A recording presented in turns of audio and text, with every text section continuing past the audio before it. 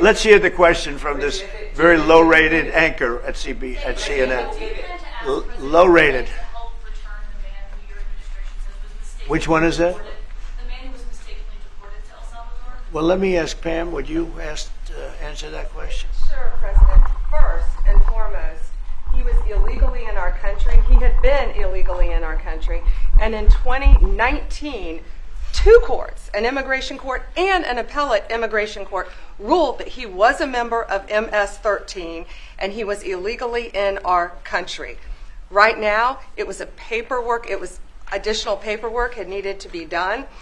That's up to El Salvador if they want to return him. That's not up to us. The Supreme Court ruled, President, that if, as El Salvador wants to return him, this is international matters, foreign affairs, if they wanted to return him, we would facilitate it, meaning provide a plane.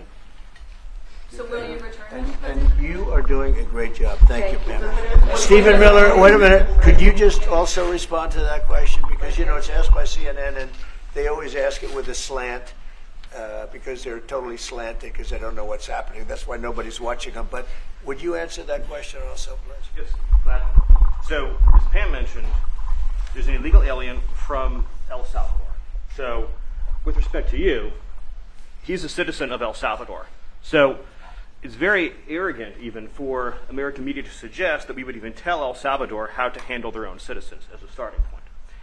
As two immigration courts found that he was a member of MS-13. When President Trump declared MS-13 to be a foreign terrorist organization, that meant that he was no longer eligible under federal law, which I'm sure you know, you're very familiar with the INA, that he was no longer eligible for any form of immigration relief in the United States.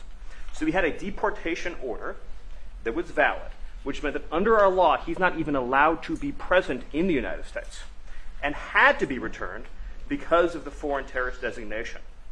This issue was then, by a district court judge, completely inverted, and a district court judge tried to tell the administration that they had to kidnap a citizen of El Salvador and fly him back here.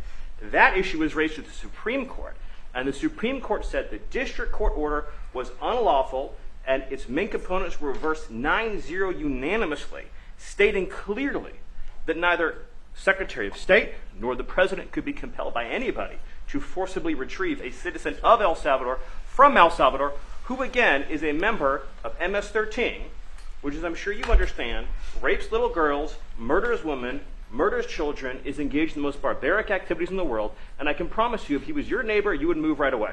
So you don't plan But to the ask Supreme for Court's asking to... And what was the ruling in the Supreme Court, Steve? Was it 9-0?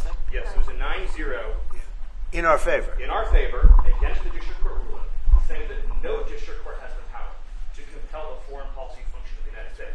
As Pam said, the ruling solely stated that if this individual, at El Salvador's sole discretion, was sent back to our country, that we could deport him a second time. No version of this legally ends up with him ever living here, because he is a citizen of El Salvador. That is the president of El Salvador. Your questions about it for the court can only be directed to him. I asked ¿Se lo liberaría, Presidente Bukele? Can President Bukele weigh in on this? Do you plan to return him? Well, I'm supposed you're not suggesting that I'll smuggle a terrorist into the United States, right? It's I mean, always how can I return him to the United States? Like, I smuggle him into the United States, or what do I do? Of course, I'm not going to do it.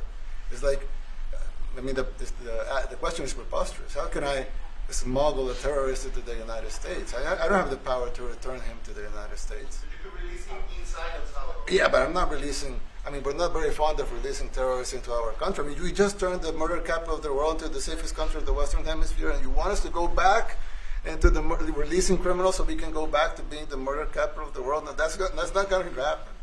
Well, they'd love to have a criminal, released into our I mean, there's a fascination. They would love it. Yeah. They're sick. These are sick people. Marco, do you have something to say about it? Yeah, I mean, Stephen outlined it. I don't understand what the confusion is. This individual is a citizen of El Salvador. He was illegally in the United States and was returned to his country. That's where you deport people, back to their country of origin.